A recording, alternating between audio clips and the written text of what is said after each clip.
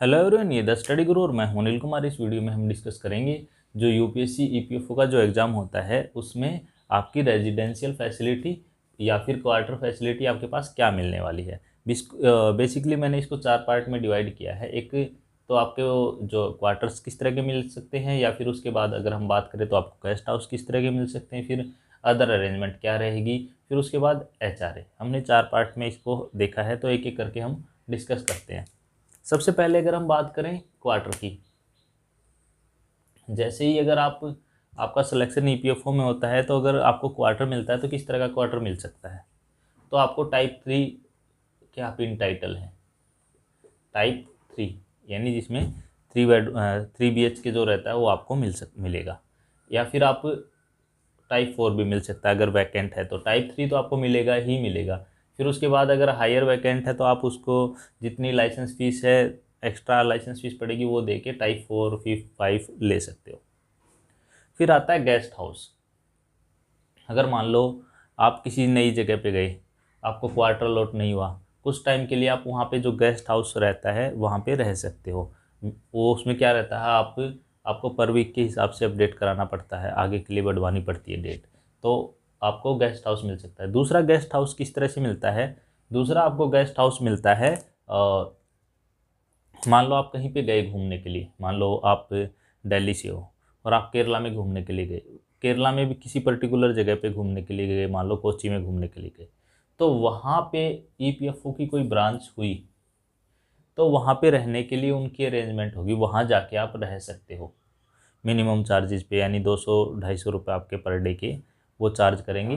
उसमें थोड़ा बहुत खाने पीने का रहता है, बाकी इस तरह से ज़्यादा। अगर आप मान लो रूम लेके रहते हैं तो आपको 5-10 हज़ार रुपये का तो रूम ही मिल जाएगा।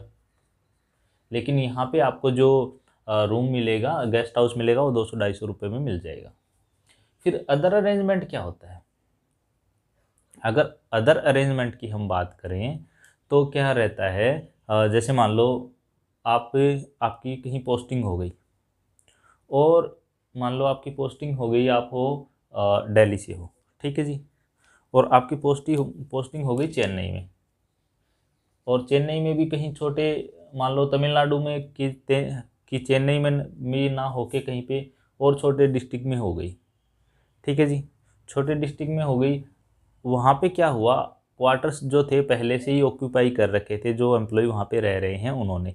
तो आप क्या कर सकते हो, और जो डिपार्टमेंट है जैसे इनकम टैक्स है या फिर कस्टम है, या जितने भी और अदर सेंट्रल गवर्नमेंट के और डिपार्टमेंट है, वहाँ पे अगर क्वार्टर है तो उनमें अप्लाई कर सकते हो।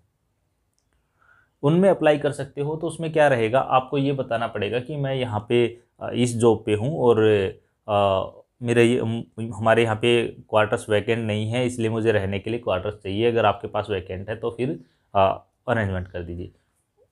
मोस्ट प्रोबेबली तो ये होता है जहाँ पे भी जाते हो आपको क्वार्टर मिलेंगे ही मिलेंगे। लेकिन कई बार क्या रहता है, घर के नज़दीक कोई क्वार्टर, और मान लो मेरा ऑफिस पड़ता है यहाँ से मान लो 10 किलोमीटर, मुझे लग रहा है कि ऑफिस से 1-2 किलोमीटर की दूरी पे ये यहाँ पे इनकम टैक्स के क्वार्टर हैं या फिर और किसी डिपार्टमेंट के क्वार्टर हैं, तो आप वहाँ जाके ऑफिस से लिख के एप्लीकेशन लेके चले जाएंगे और वहाँ पे सबमिट कर देंगे कि ऐसे ऐसे मुझे यहाँ पे क्वार्टर्स चाहिए और मेरी यहाँ पे पोस्टिंग है, तो आपको विद इन 1-2 मंथ आपको वहाँ पे क्वार्टर्स मिल जाएंगे।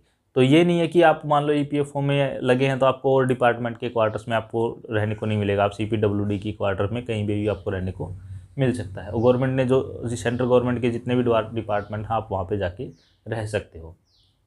फिर आता है नेक्स्ट एचआरए। एचआरए क्या है, अगर मान लो आपको वो हाउस नहीं देते हैं, या फिर अकोमोडेशन नहीं प्रोवाइड करा पाते हैं, तो वो आपको एचआरए देंगे, house rent allowance. House rent allowance का मतलब क्या है कि आप इतने रुपए तक का रेंट पे हाउस लेके रह सकते हो, आप इतने रुपए तक का रेंट पे हाउस लेके रह सकते हो। हम मानते हैं कि इस मार्केट में, इस पर्टिकुलर एरिया में इतने रुपए तक रेंट चल रहा है, तो मान लो आपको 10,000 प्रोवाइड कराते हैं वो, या 5,000 प्रोवाइड कराते हैं, या 15,000 प्रोवाइड कराते हैं, तो उनका ये मानना है कि ये जो अमाउंट है, इतना अमाउंट मार्केट में आज के टाइम पे रेंट चल रहा है। तो फिर इसके अलावा एक और रहता है,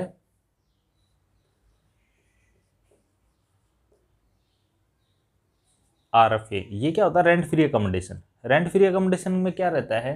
रेंट फ्री अकोमोडेशन में ये रहता है कि जैसे ये quarterly basically rent free accommodation रहते हैं कि इनमें मान लो आपको कंपनी प्रोवाइड करा रही है कि आप यहाँ रहिए, आपको रेंट देने की ज़रूरत नहीं है। तो जहाँ तक मेरा मानना है, अगर आप किसी भी डिपार्टमेंट में हो तो अगर आप रेंट पे रह रहे हो, आपका खुद का घर आपने नहीं लिया है वहाँ पे, तो आप अच्छा है आप क्वार्टर्स में रहो, तो आपको ज़्यादा बेनिफिट रहेंगे। क्यों?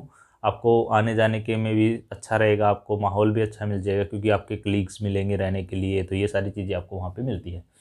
तो रेजिडेंशियल जो फैसिलिटी थी इसमें हमने ये सारी चीज़ें कवर की। अगर आपकी कोई क्वेरी है तो आप मुझे कमेंट करके बता देना, और किसी टॉपिक पे अगर आपको वीडियो चाहिए तो आप मुझे बता देना। इस वीडियो में इतना ही। Thanks, have a nice day. मिलते हैं नेक्स्ट वीडियो में।